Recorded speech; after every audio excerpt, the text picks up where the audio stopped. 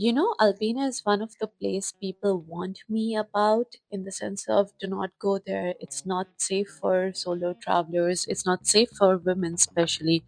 Do not go. You have seen the movie Taken. That's what happens to people in Albania. But honestly, it was nothing like it.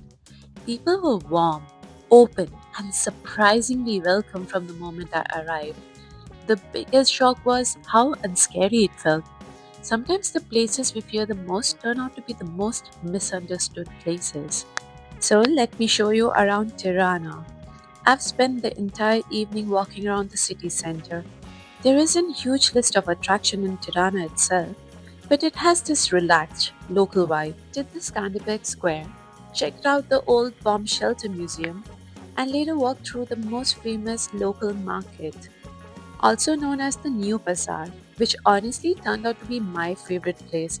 It looked like something made for tourists, but at the same time had the essence of local. I had a great dinner in this area, a simple pizza for tonight, because tomorrow morning we are starting with the real adventure at 5 a.m.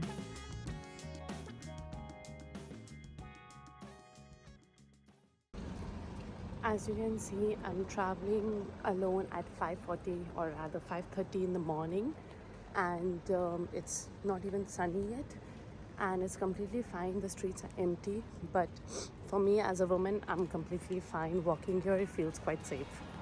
The moment we left the city, the landscape changed completely. Concrete disappeared, and suddenly everything turned into greenery, dramatic mountains, and winding roads. Our first stop was Viewpoint, and honestly, this was the moment Albania started to feel magical. Our next stop is going to be Blue Eye. Well, it wasn't exactly what I was expecting it to be because clearly I did not read the instruction that it's going to be a 45 minutes hike. Now, let me be honest, I'm not in the best shape for hiking, but as long as there's a view involved, I know for a fact no one can stop me. So, what should have taken 45 minutes took me closer to an hour, but somehow the views made every step worth it. Here we go, the blue eye of Theth. The water was the most unreal shade of blue I've ever seen. It genuinely looked photoshopped. But most important tip, even in peak summer, the water temperature was around 5 degrees. So I personally skipped the swimming part, and it's so deep you can actually drown. Still, just being there made the entire hike worth it.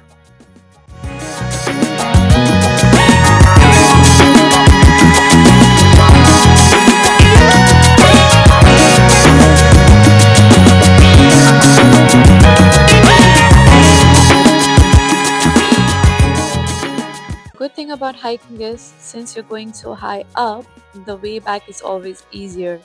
We completed the way back on time, and now we're going to go and have that perfect lunch, which, of course, after the hike, we deserve it. Now imagine being in a postcard perfect village surrounded by these cute little houses and a tiny church, which makes everything worth it. This was our final stop on our way back to Tirana.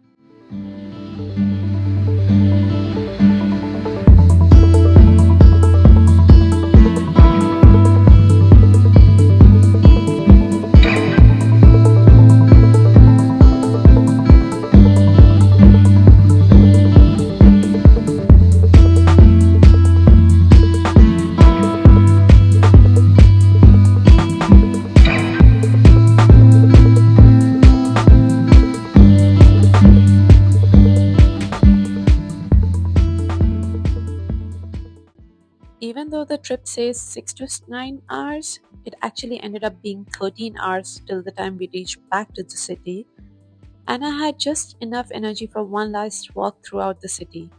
And here's my honest take, Tirana itself doesn't need more than a day. The real magic of Albania is outside of the capital.